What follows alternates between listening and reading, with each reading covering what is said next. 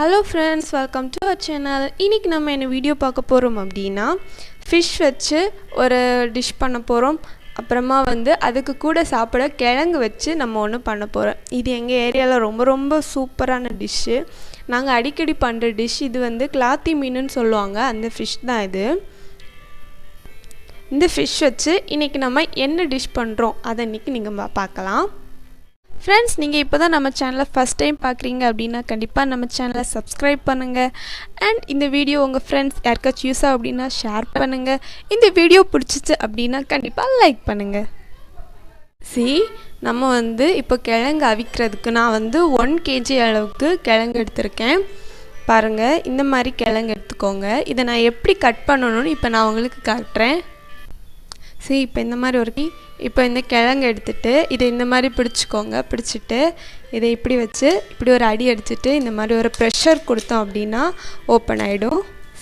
இந்த மாதிரி விழுந்துரும். அடுத்து ஆப்போசிட் டைரக்ஷன்ல வச்சு இந்த மாதிரி ஒடிச்சு இந்த மாதிரி தான் நம்ம கிழங்கு அவிக்கிறதுக்கு கட் பண்ணனும். சரியா? இப்போ நம்ம எல்லா கிழங்கையுமே வெட்டிட்டோம். கிழங்கெல்லாம் வெட்டும்போது இந்த மாதிரி வேரெல்லாம் கொஞ்சம் வரும் அன்வான்டடா. இது எல்லாத்தையுமே உரிச்சு எடுத்துக்கோங்க. நான் இதெல்லாமே எடுத்துட்டேன். அதுக்கப்புறம் கிழங்கு பார்க்க இந்த மாதிரி தான் இருக்கும். சரியா? நான் இது 1 kg கிழங்கையுமே இந்த மாதிரி கட் பண்ணிட்டேன். இதை நம்ம என்ன பண்ணுறோம் அப்படின்னா இதை குக்கரில் போட்டு நம்ம 2 விசில் வச்சு எடுத்தோம்னா ரொம்ப சூப்பராக வெந்துடும் கிழங்கு. நீங்கள் அந்த ஸ்டெப் பண்ணிக்கோங்க. இப்போ நம்ம என்னென்ன தேவையான பொருட்கள்னு பார்த்துடலாம். நான் 4 கிலாத்தி மீன் எடுத்திருக்கேன். பாருங்க. அப்புறமா கொஞ்சமாக வெங்காயம் எடுத்திருக்கேன். தேவையான அளவுக்கு உப்பு நான் 1 டீஸ்பூன் எடுத்திருக்கேன். நீங்கள் உங்களுக்கு தேவையான அளவு எடுத்துக்கோங்க. அப்புறமா 1/2 டீஸ்பூன் அளவுக்கு மஞ்சள் தூள், 1/2 டீஸ்பூனுக்கு கொஞ்சம் கம்மியாக நல்ல மிளகு எடுத்துக்கோங்க. அப்புறமா கொஞ்சமாக கறிவேப்பிலை மல்லி இலை எடுத்துக்கோங்க. அப்புறமா கொஞ்சமாக காய்ந்த மிளகு எடுத்துக்கோங்க. இப்போ நம்ம குக் பண்ணுற பேன் எடுத்துட்டு நம்ம எடுத்து வச்சிருக்க ஃபிஷ் எல்லாமே இதுக்குள்ளே சேர்த்துடலாம். ஓகே, இப்போ நம்ம ஃபிஷ் எல்லாம் எடுத்து வச்சுட்டோம். இதில் நம்ம எடுத்து வச்சிருக்க வெங்காயத்தை போட்டுடலாம். இப்போ நம்ம எடுத்து வச்சிருக்க சால்ட்டை சேர்த்துடலாம். அடுத்து மஞ்சள் போட்டுடலாம். நல்ல மிளகு சேர்த்துடலாம். இப்போது அடுத்து 3 காஞ்ச மிளகு சேர்த்துடலாம். அப்புறம் கறிவேப்பிலை இந்த மாதிரி சும்மா போட்டால் போதும். மல்லியிலே கொஞ்சம் பெரிய பீஸாவே இந்த மாதிரி பிச்சு போட்டுருங்க. ஓகே, இவ்வளோதான். இதில் நம்ம இப்போ தண்ணி சேர்க்க போகிறோம். தண்ணி எப்படி இருக்கணும் அப்படின்னா ஃபிஷ் முங்குற மாதிரி தண்ணி இருக்கணும். இப்போ தண்ணியை நம்ம எல்லாம் ஊற்றிடலாம்.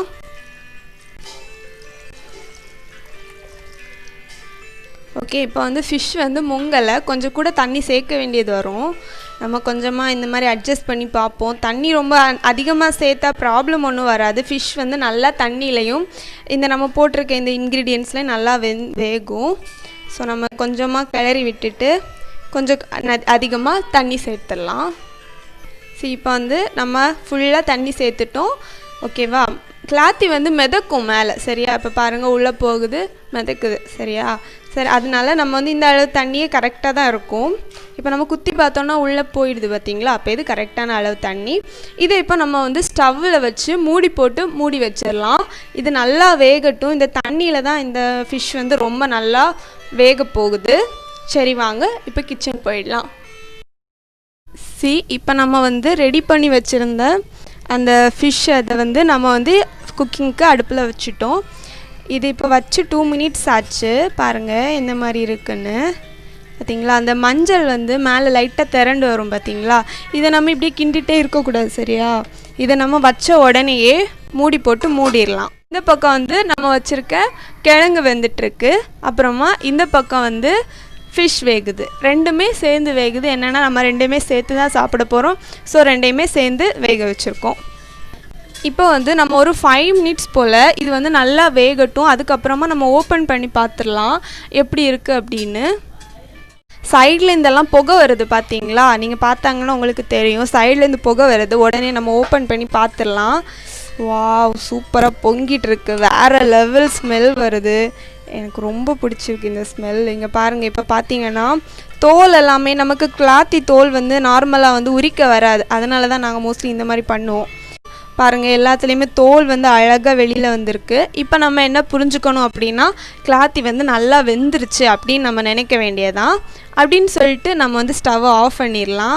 இது வந்து நல்லா குக் ஆகிடுச்சு. சரியா, நம்ம இதில் வந்து ஆஃப் பண்ணிடுவோம். இப்போ உங்களுக்கு தேவை அப்படின்னா நீங்கள் வந்து கொஞ்சம் கூட வேக வச்சுக்கோங்க. இது நல்லா வெந்தாலும் வேகலைனாலும் சேம் டேஸ்ட்டில் தான் இருக்கும். ஸோ வந்து நல்லா வேக வச்சு சாப்பிடுவீங்க அப்படின்னா கொஞ்சம் கூட வேக வச்சுக்கோங்க. நீங்கள் எப்போ வேக வைக்கிறீங்களானும் மூடி போட்டு வச்சுருங்க. சரியா, மூடி ஓப்பன் பண்ணி வச்சுருந்தோம் அப்படின்னா ஆவி எல்லாமே வெளியே போயிடும். நமக்கு வந்து ஃபிஷ் வந்து ஒழுங்காக வேகாது.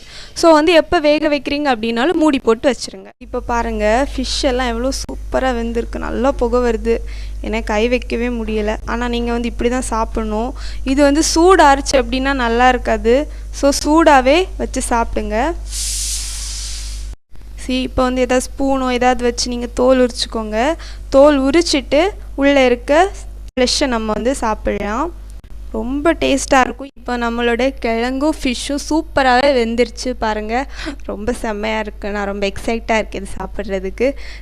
நம்ம வந்து இதை தோலை வந்து அழகாக நீக்கிட்டு நம்ம வந்து கொஞ்சமாக கிழங்கு அப்புறம் கொஞ்சம் ஃபிஷ்ஷு சேர்த்து சாப்பிட்டோன்னா சூப்பராக இருக்குங்க. கண்டிப்பாக எல்லாருமே ட்ரை பண்ணி பாருங்கள். ரொம்ப ரொம்ப ஈஸி டிஷ் தான். பெரிய வேலையெல்லாம் கிடையாது. ரொம்ப ரொம்ப ஈஸி தான். 10 மினிட்ஸ் வேலை தான் நமக்கு வேணும், அவ்வளோதான். இந்த வீடியோ எல்லாருமே ரொம்ப என்ஜாய் பண்ணியிருப்பீங்கன்னு நம்புகிறேன். இந்த வீடியோ பிடிச்சிருந்தா கண்டிப்பாக லைக் பண்ணுங்கள். இன்னும் நம்ம சேனலை சப்ஸ்கிரைப் பண்ணலையா? கண்டிப்பாக சப்ஸ்கிரைப் பண்ணுங்கள். அண்ட் இவ்வளோ நேரமாக உங்கள் டைமை எனக்காக ஸ்பெண்ட் பண்ணதுக்கு ரொம்ப ரொம்ப நன்றி.